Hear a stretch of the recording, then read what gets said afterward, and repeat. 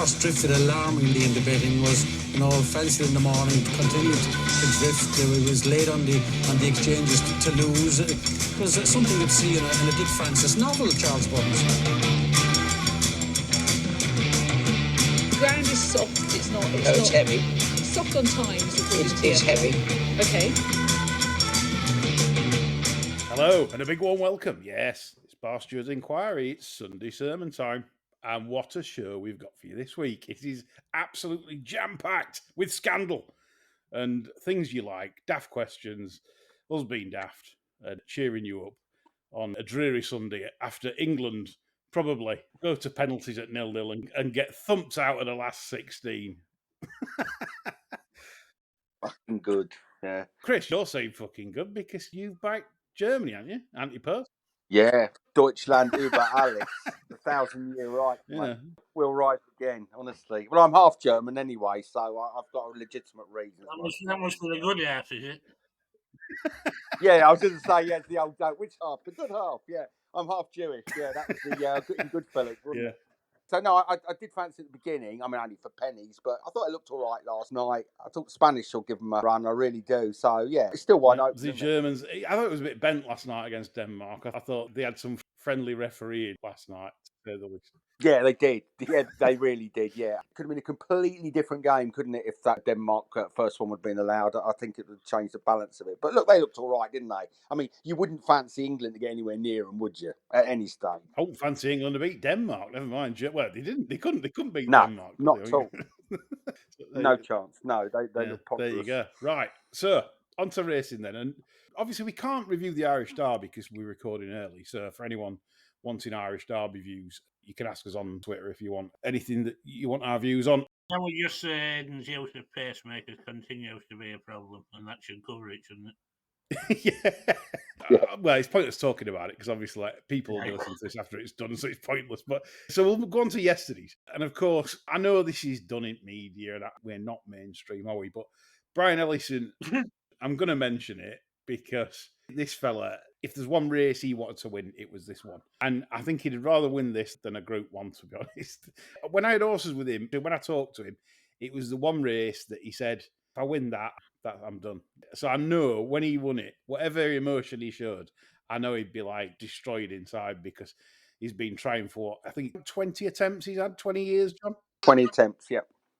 And to me, I was quite a bit emotional as well inside because I know what it meant. It's one of them massive things that if someone's got something they set the sights on in life, that was it for him. More so than I think other trainers that say win a derby, that have been to public schools and posh education and good upbringing and they get the classic horses to train. Brian doesn't have that. And for him to do something and pull off the Northumberland Plate in a competitive field, I thought was a good effort. With a horse, really, that's had plenty of chances, John. Yeah, over the years I've been to a lot of yards. Some where they count the biscuits out before they give you any with some coffee.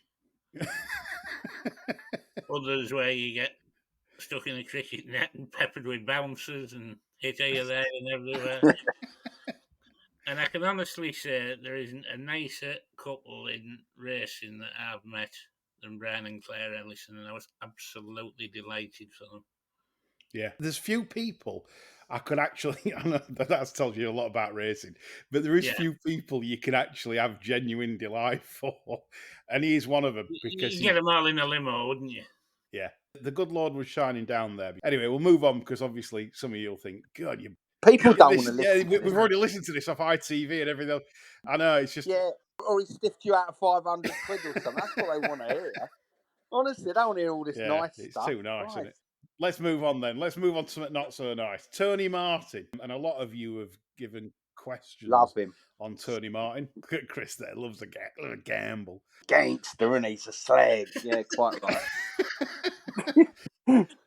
What's the point of a trainer? Yeah, exactly.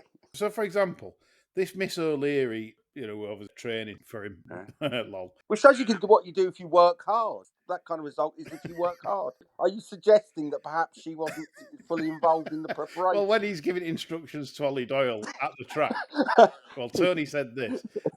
Which end does the hay go in? Yeah, fucking right. I find this amazing because obviously we've seen people, punters, for example, warned off from British racing for lengthy periods. A friend of mine, Dave Greenwood, was warned off, and now he's back.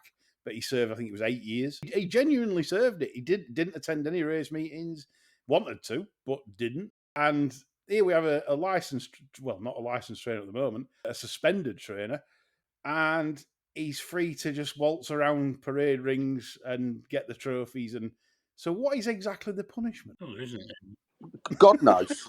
I mean, I personally don't care, but it's not a great look, is it? For a sport that's obsessed with the optics, it's a terrible look. Personally, I couldn't give a shit. But as a sport, you've either got to decide whether you really care about the optics or actually you don't care at all. And they're in a kind of a halfway house, aren't they?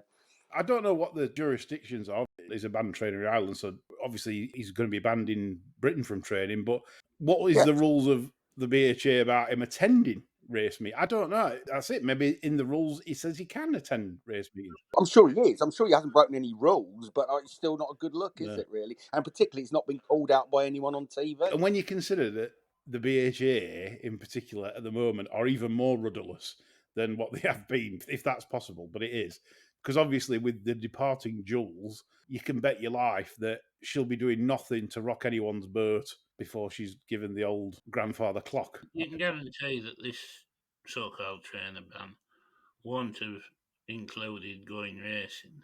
I mean, Tony Martin maybe still turned up yesterday, but he'd have had to be disguised as Kirsten Rousing or something.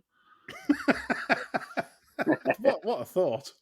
There has been instances in the past when people have had a ban and couldn't go racing. I'll give you an example from the 1950s. Lester Piggott, when he got the ban from Never Say Die, not only could he not work in his father's yard for the duration of the ban, he couldn't go racing. Right. Is this incompetence then from Horse Racing Ireland? This is probably something where the rules need looking at, because Vincent O'Brien got warned off. He couldn't stay at the stables, and his brother moved in while Vincent was living off site to take charge of the situation, shall we say. So there has been instances where it's caused a lot more problems for people than this particular ban appears to have caused for Tony Martin. Yeah. You can maybe go to the Carl Burke situation. Elaine took over. Now, nobody would assume that they were living separately when she was holding the training licence. So you would imagine Carl Burke's still very much a man on the spot. Yeah. So if you're going to ban a trainer, surely in some way you have to inconvenience that trainer, otherwise the ban is utterly pointless. Why not settle for a whacking great fine and give it to a horse charity or something? And I mean a whacking great fine, something that makes his king guts spew. I think that's it. Just to interject, John. If I was in charge, I'd have them financially vetted and I'd produce a fine that wouldn't cripple them, but they certainly wouldn't do it again. Yeah, they'd taste it every time they open the traps. Yeah, absolutely. And that's the only way you'd get less shenanigans to stop. I mean, this business is utterly pointless, isn't it? It is. Zero impact. It just looks silly. Yeah. If it misleads anybody, it misleads punters, because some people had looked at that trainer yesterday and thought, oh, the fuck's that? I'm not backing that. Yeah. I know it sounds daft, this, right? Because we all know Tony Martin's still training him, because we've been in the game, we've been around the block, we know what happens, right? But some people, like you've just highlighted, will think this is a new trainer, and is she as good? Is she capable? And like you said, so it might put them off. Look, I know that's a naive way of looking at it. Believe me, there's quite a few naive punters. Another thought as well, I've just chuck this into the mix. How fucking stupid is Holly Doyle? Just blurting that out. I must admit, it weren't the brightest moment I've ever seen from a jockey, because normally you're pretty coy about it. But then if Tony Martin stood there with trophy next to him, well, yeah. He just don't give a shit, does he? I know, but squeaky clean Ollie, like you said, squeaky clean. Yeah. Riding for them bandits, John. So, Chris, your final take on it, seeing that Tony Martin's one of your, god in racing? Well, not really. I mean, he's been on the down escalator for a number of years, but it's always good to see him back. I mean, it's awful, isn't it? I mean, everybody knows what's going on, but the fact is that nobody calls it out, do they, really, on television? You think, if this was football or any other kind of sport, you'd expect the journalists to be giving them a bit of stick, wouldn't you? But there's just it's almost like nothing to see here. To put it into perspective, obviously, we know that ITV are doing okay and have got a certain audience following them and whatever, and Yes. it works. Ed Chamberlain's told us that. Could you imagine in days gone by, Frankham, McGrath, McCreary sat round or whatever in a studio saying that this is okay? I can't see that. No, it wouldn't. Whatever criticisms were levelled at the old Channel 4 team, you could, at least one or two of them would have brought that up. And in fact, you can imagine McCrick say, "This is a dark day for the game." Blah blah blah. Tony Martin, you scallywag, you scoundrel, you shouldn't be in the ring. Exactly. A cheat. What kind of image? You can imagine all that kind of rhetoric. But now it's all kind of everything's wonderful. Let's not talk about it. It is, I'm afraid, and we've touched on that on previous shows regarding equine welfare to certain aspects, and it's almost a brush under the carpet job. Obviously, Teddy Beckett's carpet. Yeah, Teddy Beckett's carpet, which it's one of the biggest carpets in the world. Fucking, you need some broom to sweep all the shit he's got under there. Yeah, it can hide motorhomes and anything. Yeah, this is serious stuff. And so going back to sort of like equine welfare, obviously Newton Abbot had its own moment recently, didn't it? I can't remember if it was this week or last week, to be honest. I can't remember what week it was. I think it was this week. But sadly, I think 4 fatalities. But again, are we asking for trouble with summer jumps racing sometimes when we're racing in sort of 25 degrees, good to firm ground, tight track like Newton Abbot? John, what are we saying? We're not exactly helping the sport, are we? I read that there have been 4 deaths at Newton Abbot, and my first thought was somebody had done a Michael Ryan. Shot them all. Yeah, the old Hungerford, Derek Bird. I've said it before and I'll say it again. If we were really bothered about animal welfare, we wouldn't have jump racing in the summer. It's true. It's simply true. But you're having to put shitfuls of water on, which is apparent. It's like just to get it to go ahead. And like you say, and then when you get seriously hot weather, you've got horses that are suffering from heat exhaustion. Yeah. It's a lot different to, instead of running a 5 furlong race or a 6 furlong race on flat, in that heat, you try running 3.25 mile in a 14-runner handicap hurdle or a handicap chase. It's especially in blinkers, cheek paces, and fucking rap on Exactly. I would say a lot more horses that run in the summer. They don't want to be there. Yeah, they've got equipment on that they're not as good as the winter fair. So you're dealing with more moderate horses. So it's something that, again, is brushed under the carpet, and that's how racing likes to do things. It likes to promote the good things, but the bad things it won't tackle, nor will it comment on them either, which is why we're here. I made a tweet yesterday, and I might have overreacted a little bit, and it's quite strange because I not like you. Yeah, well, yeah, it is. Yeah, a twat. It was an overreaction. I thought Shoemark yesterday in the Prick Volley gave Emily Upjohn. My initial thoughts was a shocking ride. I didn't tweet that. I just did 2 like hands over faces his name. Privately, I was saying I thought it was one of the worst rides I've seen in a long time. And I genuinely thought that. I thought I would not have rode that horse like that if I'd got the choice. I don't think Tory would, but what do I know? And then I checked the sectionals this morning just for verification, just to make sure that what I saw was rubbish. It sort of backed me up a little bit, but not the full way. What we saw, a lot of people have like put videos on Twitter saying, what's wrong with this ride? And they've put the last 2 furlongs on. So the first part of the race, Emily Upjohn is sort of quite keen, as she normally is. That's a normal one. There's no difference to how she ran there to any other big wins she's had. She's just keen. That's what she does. He was struggling to get cover on her. Now, I'd have dropped her in behind Blue Stocking because I'd have thought I've got more pace than Blue Stocking. However, clearly Shoemark thought the pace wasn't all that, which, to be fair to him, it wasn't really all that. But the one in front really couldn't win anyway. I mean, what would you do, Chris, right, for example, John? Bring both of you in here. Wouldn't you track your principal danger looking at the betting? What do you think Ryan Moore would have done of Dottore? Blue Stocking 6-5 favourite or 11-10 favourite. So why would you think, right, sod this? She's not settling, but she never does. And then he made that move, and that was the mistake. That was why she emptied out in the last furlong, because the petrol used to go from there to disputing the pace and then quickening off the bend with the front runner. Instead of looking through his legs at the 2-pole, he then decided not to look through his legs and just kick clear while Blue Stocking was in a bit of trouble and couldn't quicken at that time. And then obviously Blue Stocking mows it down late. Blue Stocking deserves full credit because it was an absolutely terrific performance. So I'm not knocking it whatsoever. The 2 very good fillies. But for me, if you track Blue Stocking throughout that race and don't move and stick behind it, how on earth can Blue Stocking beat you? Because she's got the more turn of foot, John. Yeah, I think that's absolutely correct on reflection. Given the circumstances of the race, where he found himself after a furlong, that probably wasn't an option then, which you can put down to bad planning or whatever. I don't think a lot of these jockeys these days go out with much of a plan in their head, certainly not about likely pace and where the danger is likely to sit. I don't think it enters a lot of their heads.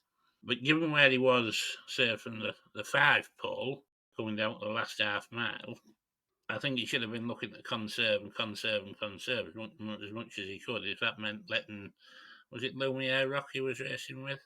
Yeah. If that had meant letting that one stride on a bit, so be it, because you'd always feel you'd got the beating of that one. Whereas I think he got in a bit of a scrap with that one a bit early. And I think that's where cooler heads would have prevailed by just letting Lumiere Rock run however, because that one's a good £10 behind him if he's going to run to his best. Yeah. And he should have been aware of that and thought, well, I can eat that fucker anytime my problems are all behind me. But that didn't happen. And given the Gosden's propensity to blame jockeys when things aren't going quite right, I do get the impression that a sabbatical isn't far off. Yeah, I was surprised actually at the kickback on the people that saying it was a bad ride. Even jockeys joining, former jockey Brendan Powell, obviously into the training ranks now with Hen Knight, but he said spot on to people that were saying that was a good ride. What the fuck would he know? Let's be honest. He's a jump jockey. He's a jockey. What the fuck does he? He was a fucking useless trainer and he joined another fucking useless trainer. I mean, that's what you would. You wouldn't listen to him, would you? No. And part of me took solstice in the fact that some of the opinions are absolutely laughable. Some people even calling it a great ride. Wow.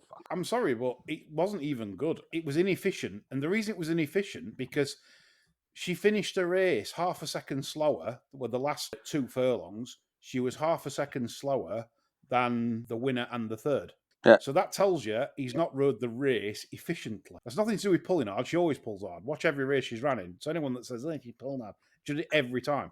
And that includes in soft ground. She's won a mile and a half in soft ground at Ascot at Champions Day. So it's got absolutely nothing to do with pulling hard. That's a running style. The right responses that I received on the thread yesterday was that he should have counted to 10. Assuming he can. I mean, you don't know whether he can or can't.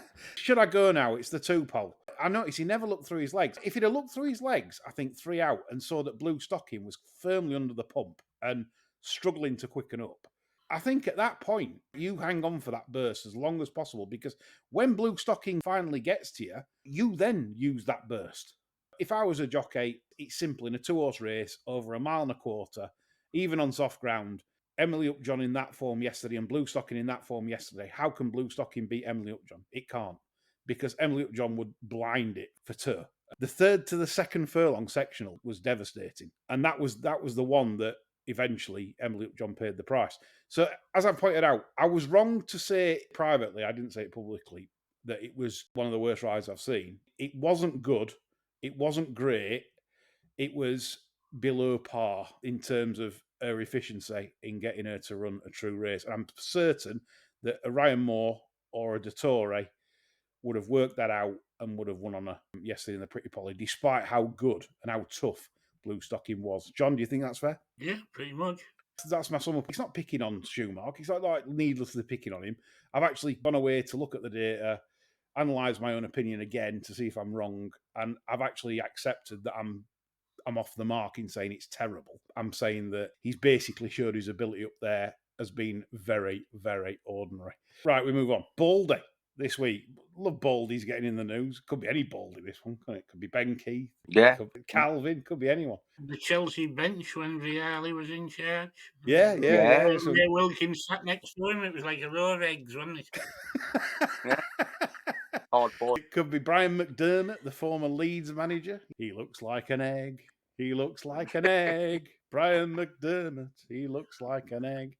For you football fans. Right, anyway. Baldy has decided, Betfred, of course, has decided after sponsoring the Derby, after no one would, because everyone hates racing, has decided to sponsor the classics for next year and step in to save them. And the gushing praise of him has been seen in the media of saving the classics. nauseating, isn't it? What are we thinking about this? Has anyone got like a firm view on this, Chris or John? I just don't like anyone, so John, go on.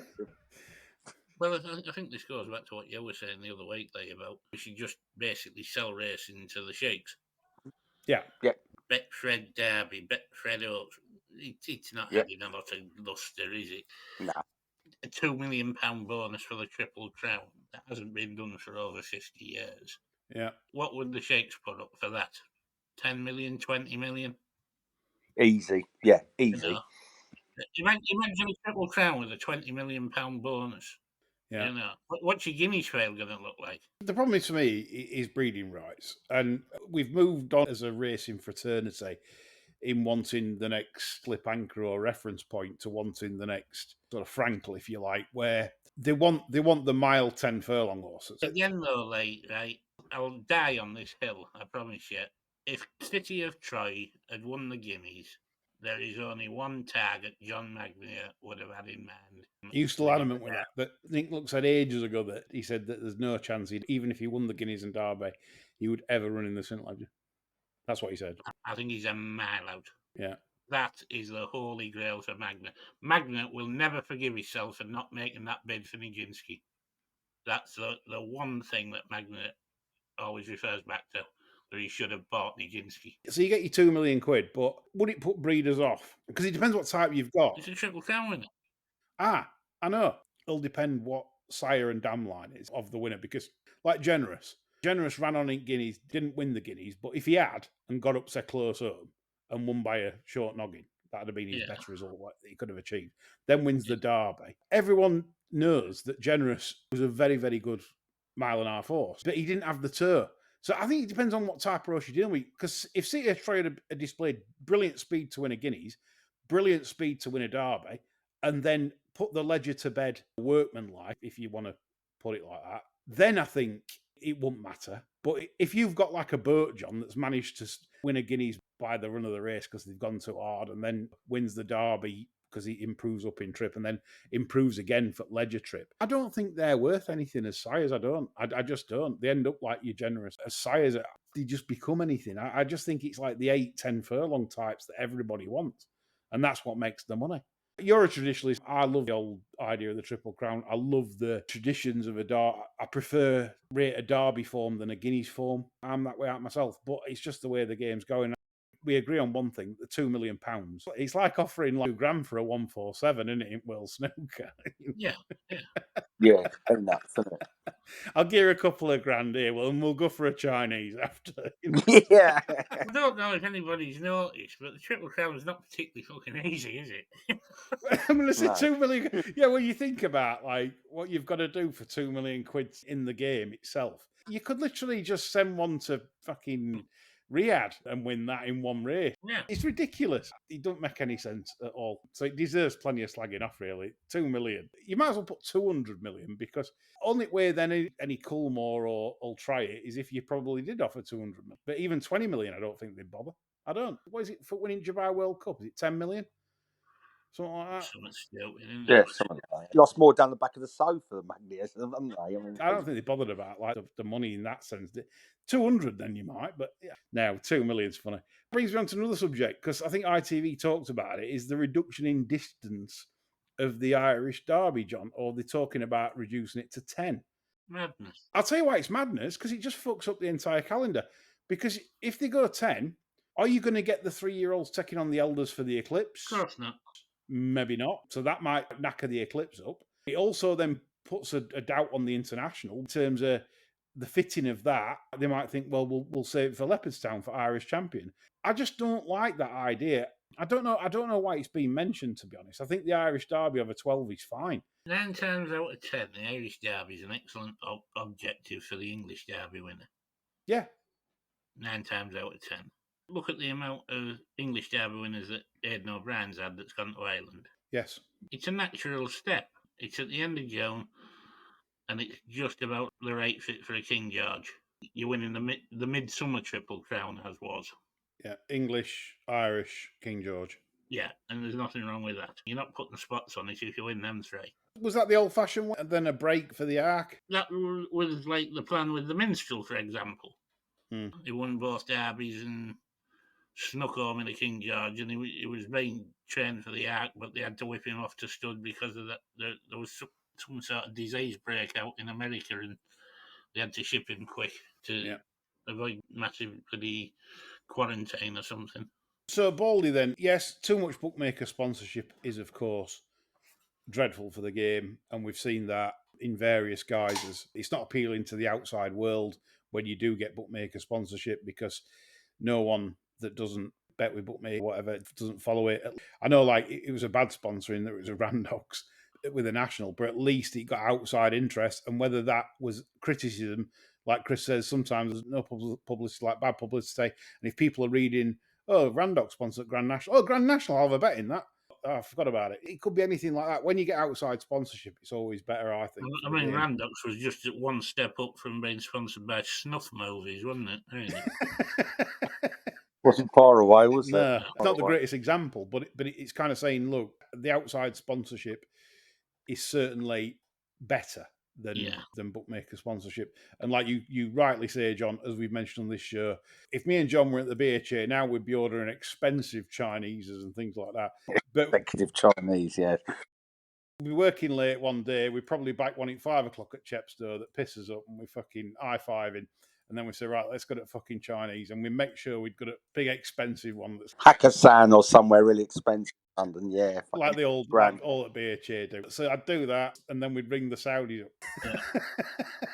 That'd be a good day's work, wouldn't it? After prawn crackers. Yeah, all pissed up, texting Prince Kingside, whatever. Fucking we'd announce it 3 months later and say, after long and laboured negotiations where we've really gone the whole 19 yards here. Ringing Turkey Al Sheikh. Riyadh season in, they're doing it for boxing. I mean, this is the strange thing. Why on earth are we not thinking like this? Why are we not going to the Saudis, cap in hand, saying, right, we'll give you the prestige. We'll give you the ride in the King's carriage. Yeah. We'll give you all the privileges that British racing has to ask. Replace the King's carriage with the Sheikh's carriage. Yeah, whatever. Yeah. That'd be a right jiggle.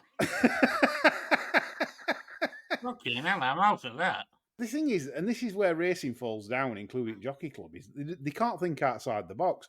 They can't think, right, if we give up a product and we convince the stakeholders that own that product to give it up for the greater good, if you like, of racing, and obviously compensate them substantially. You imagine what Saudis might pay for, say, a Saudi racing league running March and April. All the best horses from like Britain and Ireland around the world. Because they like the racing league shit. Look what they've done with Live Golf. They like it. That's what they want. Or do it how they want. March and April, because no happens in England in March and April anyway. You say, but we want your best older horses. We want your very best from around the world. And you have a champion of champions. And the champion of champions gets zillions.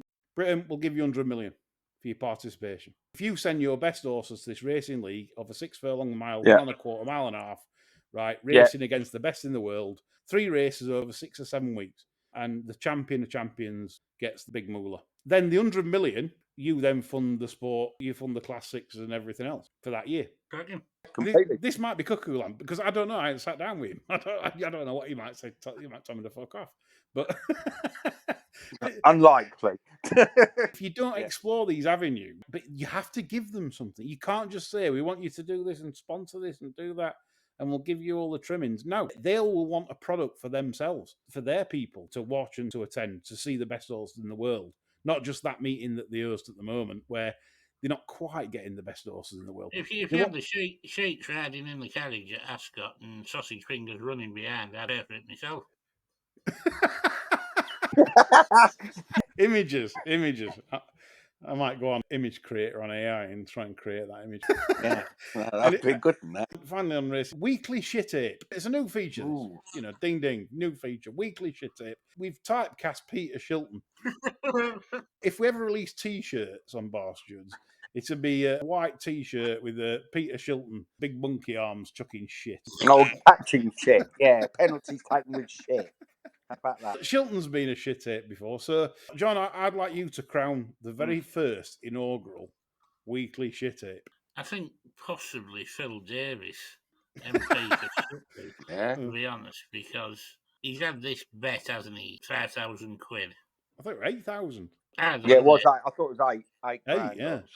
And I mean, I think what makes him a shit ape is if that's all he's managed to squirrel away after 14 years in government, that in itself makes him a shit ape. And also the fact that he should have had far more than £8,000 on him losing his seat.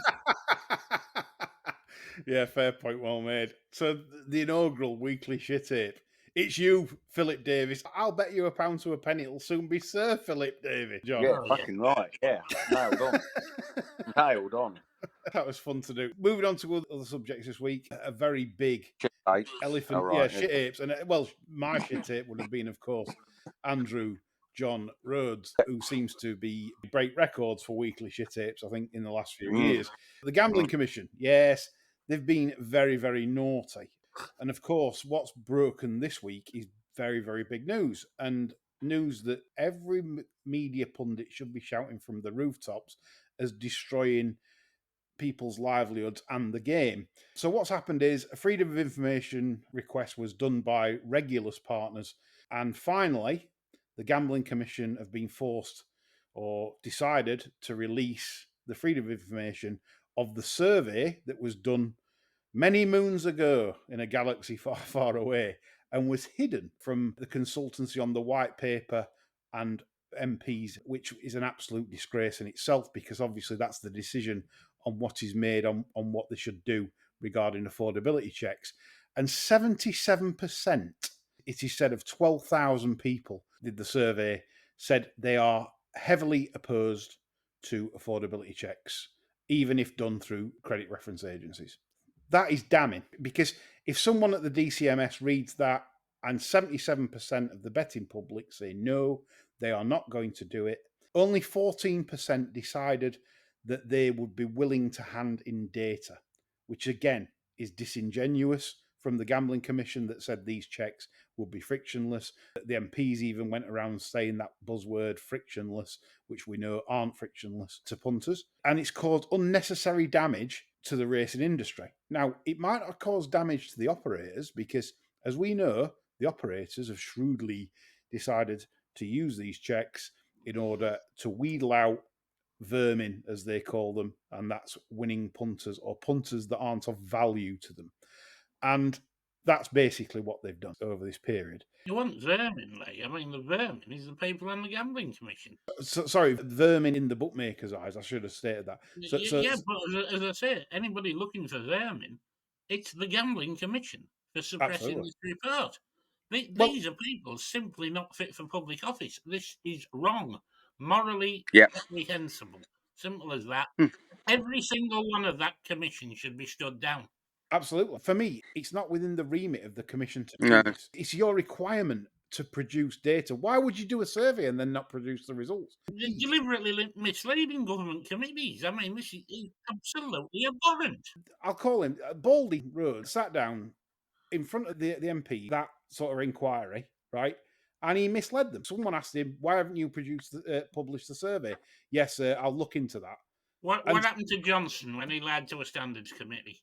Oh, yeah, exactly. Nothing. Something needs to happen here.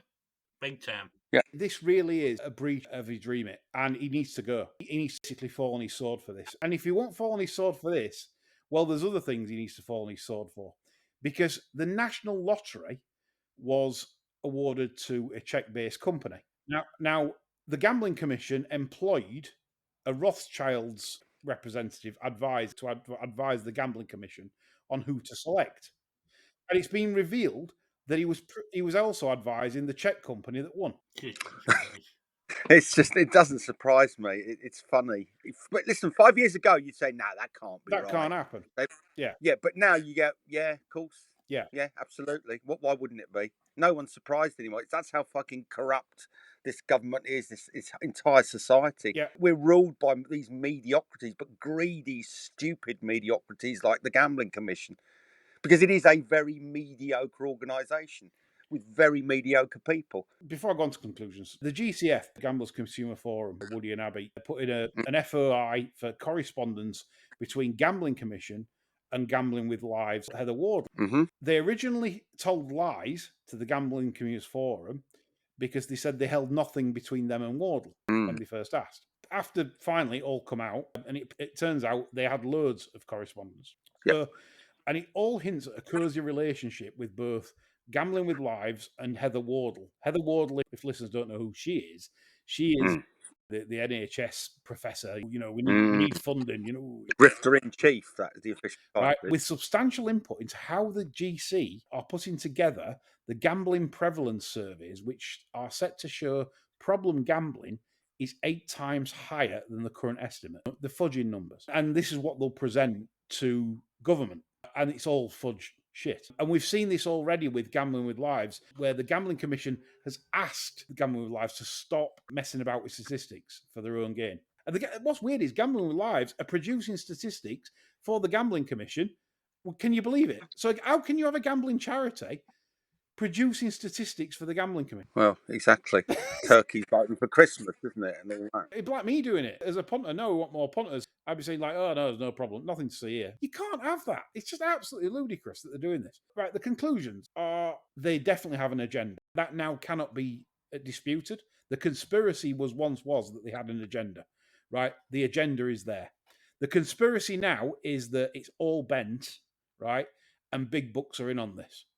And the reason I say big bucks are in on this, and I think it's bent, right, is because what would you do, Chris, if your business, if you didn't want these affordability checks and you found out that this survey had been withheld from the white paper, you thought, oh my God, I've been fined 30 million for this and 10 million for this or 6 million for this, or whatever fines have been dished out to certain big corps. What's the first thing you'd do? You'd be screaming, wouldn't you? Yeah, of course you would. There'd be uproar, wouldn't there? Right, so why aren't they? Well, God knows. God knows. You can work it out, can't you? It defies rational analysis. Yeah, because they want the data. It's a data grab. The data is so valuable. Yeah, it is. You know, we live in a data economy. That's where the money is. That's what, you know, Google and all these kind of places, they are data collection companies. That's it. Yeah. They don't provide internet services. They are data companies. Because these affordability checks have led to the big betting companies weeding out successful punters and they've increased their profits. Thanks to the gross profits deal, that's why the BHA are not going absolutely apeshit over this suppression of this report. No. Yeah, exactly right. That's it in a nutshell. Like you said, John, if you're going with this deal and you continue making this deal with Big Corp, losers are only applicable, like to this sport. To deal with the devil. Yep. It's simple as that. There is no upside for racing with this deal whatsoever. They cannot justify a single decision they make because of this deal. Yeah. Everything that they do is going to get looked at sideways, and especially this particular situation, because they should have been in uproar about this, because it's going to stop people betting on their sport. Yeah, but they can't because they're tied into the gross profits deal. So they painted themselves into a corner from which they can never get out. Yeah, coming on to this then, and I agree with everything. The Gambling Commission need decommissioning. A lot of them need clearing out, and a new, evenly balanced board of people need to sit around the table. They haven't got a clue what they're doing. They've clearly been led in different paths by different people, gambling harm groups, and the big bucks seem to certainly have their claw into them. And you need people that aren't going to be led by corporations and go bent. I believe it's bent. I believe it's all bent. The lottery, for example, just adds to that evidence. They need to go for this. The people that get in government next need to look at this and get them all out. So coming on to Gravy Train Punditry, right? So this is where I get really angry because we call this out on this show, but because every single fucking one of them, just about, has got bookmaker sponsorship, or they write blogs for bookmakers, or I can't say this because I work for these. And I get it with some people. They need to pay their mortgage, etc., etc. I'm not saying if I wasn't working for someone and I'd worked for them for ages, I wouldn't do the same. I'm sorry, but some of them are just shameless and probably could say more than they do and don't. And they'd rather just take the book. I don't know whether to slag Nick Luck or not, because I just genuinely believe he's probably one of the major faces in British racing right now. He's got a great podcast. He's got a Sunday show every week. And I'm sorry, but you have to call this out badly. This isn't just like a quiet subject. Chapman we've had on show. Chapman has done bits. And he has said back against the establishment, the BHA, but everyone needs to come out against the Gambling Commission here and take it down. It needs taking down. If we can take the Gambling Commission down and get somebody else to put a different perspective on the white paper, there might be hope for punters, or there might be hope for change. But until we do that and get rid of this lot, nothing's happening. So that's what makes me mad. They're all taking the pounds and not giving a shit. Again, it's like turkeys. You're all sat around just taking your money, but you're all going to die in the end because the game will die if Big Corp has more grip on the future of it. It's like feeding the crocodile in the hope that you'll be the last to be eaten. Yeah, and exactly. Kicking the can down the road, or whatever the metaphor is. It is pretty crappy. I mean, he's well placed to stand up because he is an establishment figure. People listen to him. He's respected, etc. But he's been conspicuous by his silence on it, hasn't he? Does he need the money? Does he really need the money? You never have enough. You can never have enough. Well, I know, but I agree with you, but he's not going to rock that boat because you don't know what his career path is. He might have his eye on something else, and nobody wants to rock the boat because it's a cat's cradle of vested interest, isn't it? I think the problem is as well, we don't know what external pressures are put on these people. No. You could be in post and you get up one man and you think, right, I'm on Look on Sunday today as a guest pundit or whatever, yeah? And you think, right, I'm really going to fucking go for it over the Gambling Commission. And then, because you don't know what's going on behind the scenes, that turns out to be your last platform in anywhere. Well, yeah. But they could just George Strawbridge you. Pull up the drawbridge. Yeah. Yeah. Pull the ladder up, I'm on board. Let's not forget, this runs fucking deep. The people that ought to be speaking up that aren't are like the BHA, who they can't get deplatformed, but they aren't even speaking up. Because it's not in their interest. I mean, when you've got a chairman with slots interest, that says it all. Yeah, and I mean, they aren't bothered about which media people are covering the sport. There'd be certain aspects of the BHA that would probably be relieved if the likes of Lydia Hislop went missing. I'm not as keen to blame the gravy train pundits, as you call them. I get your point that it'd be nice if they all got together and all sang from the same hymn sheet and all the rest of it. But I think there's probably plenty of them that do have a living to make and probably couldn't do without particular platforms. But why can't people work without bookmaker sponsorship? Why have you got Nick Luck that's doing broadcast shows that has to work for William Hill or be sponsored by William Hill, an ambassador? Why? Well, yeah. But how much jobs do you want? He works for American television. He works for Racing TV. He's a busy lad. I'll give him that. How many jobs do you want?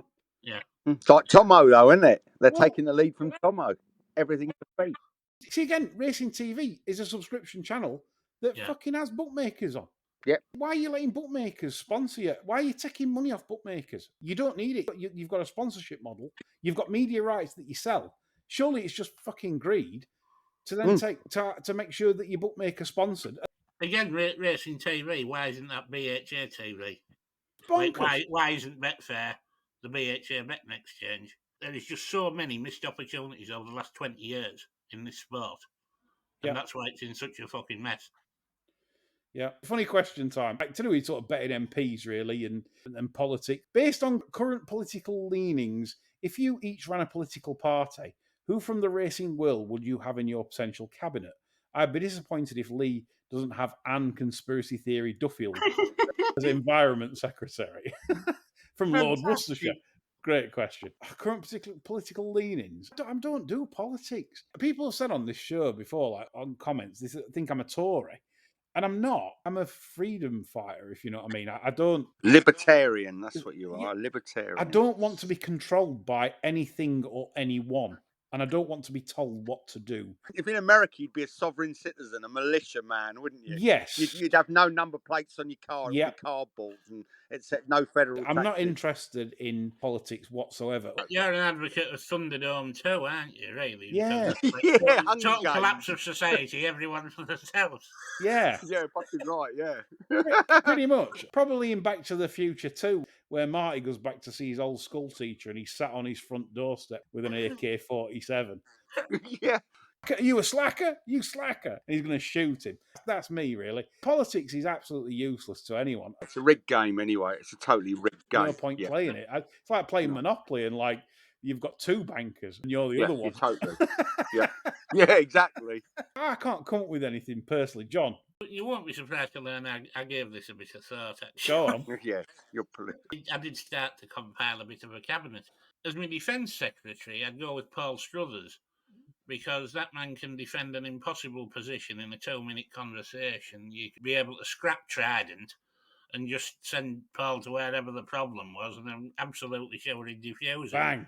Media and Culture Secretary, that's a no-brainer. Jeff Banks gets the job all day long.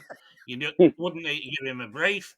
You'd know he'd be in the office about 45 seconds before the Gambling Commission's toast. He can talk, can Jeff, can't he? Chancellor of the Exchequer, no other than my good mate Mick Spitting Mick Easterby, because he's a greedy bastard and won't part with money easily. I'd make the Master of Clarehaven the drugs czar, legalise the lot, and let Spitting Mick tax it. Ah, God, that is superb. That is brilliant. Absolutely brilliant. Can't beat that. Can't best that. Lord Worcestershire, I hope you're happy with that one. That was a great response. Thank you, John, for that. Some info on politics betting, because obviously it's a big week for you people that do like this sort of thing. Woody's been on. Obviously, he's been doing 34,000 steps a day and being abused on most doorsteps, as you'd expect, campaigning for a Tory MP. He says, though, this is his words, he says, there's no love for Starmer on the doorstep.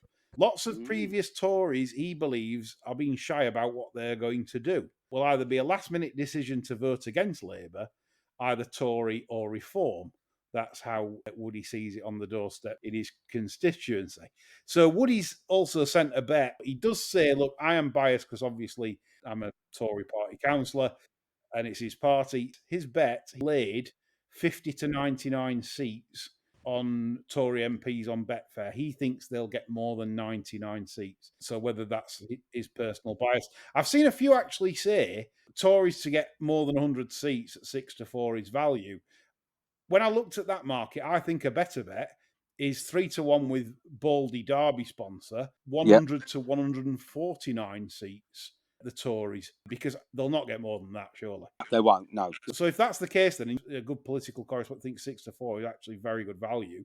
I think 100 to 149 Tory seats at 3-1 with Baldy. That's my bet. Woody's bet is laying it 50 to 99 Tory seats. John, have you any politics fancies? I don't think the Labour majority will be as big as people are talking about. They're talking about super majorities and all the rest of it. Speaking from my own perspective, at the last election, I was fairly depressed that Labour didn't get in. This year, I don't feel as though it'll make an ape's difference to me.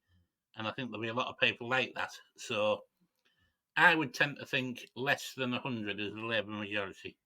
That's interesting. I think that, what I've just highlighted is the bet. Chris, have you any view on this? I think Woody's right. I mean, he's got a wealth of experience. I don't get the sense that there's really much love for Starmer. I think it's more hatred for the Tories than love for Starmer. And he's a very brittle, unlikable character, isn't he, Starmer?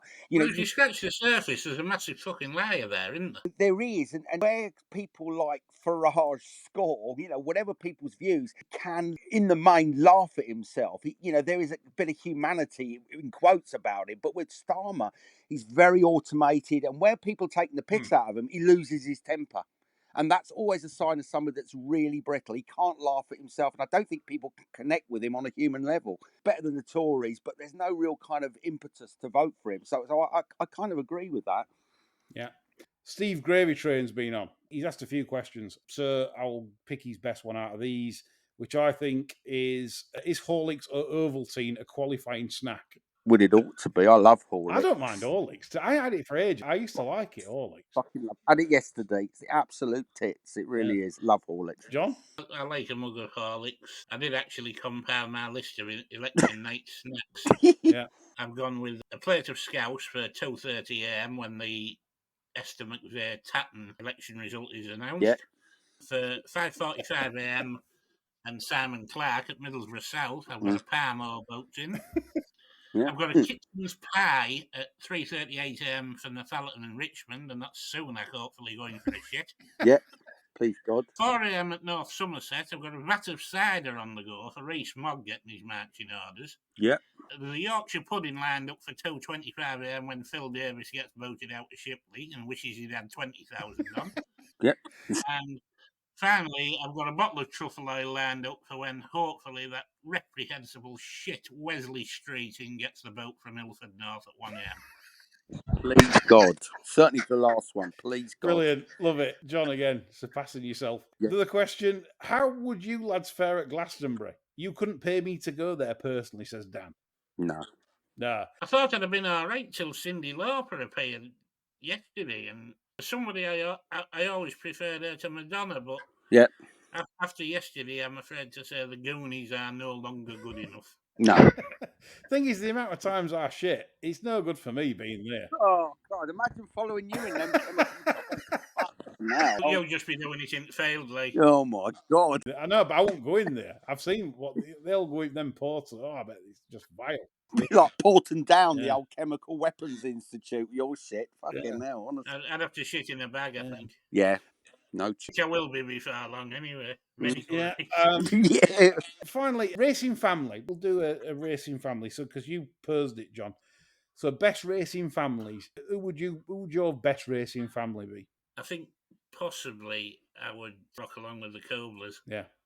Because they're very forward thinking and Oh, it's a proper team effort. As I say, if things get tough, you can always give somebody the Manson lamps, can't you? Yeah, you can. Scare them shitless. Chris, who would your favourite racing family be? Yeah, the Mac Tombs, because I'm no lover of human rights either, so I like them. Yeah.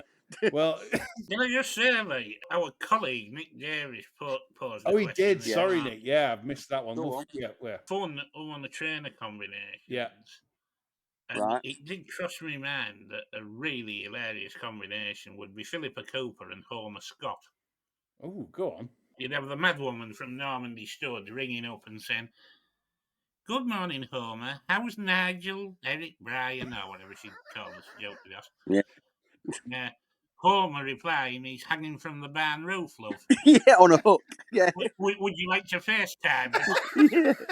He's on a lorry to France. Yeah, in the back of it on a fucking hook. Yeah. Here's a jar of copy decks. That's what we made out of him. Yeah. Best racing family, I'm going to go for Easterby's. Only because it winds you up. And that's the only reason. Yeah. And it's the biggest. I've never seen a trainer wind anyone up like Mick Easterby does, John. Cracking show, chaps. And listen, I hope you enjoyed this show. There's plenty of debate there. If you want to talk about anything we talked about this show, get in touch on Twitter and tell us your opinion if we're right or wrong.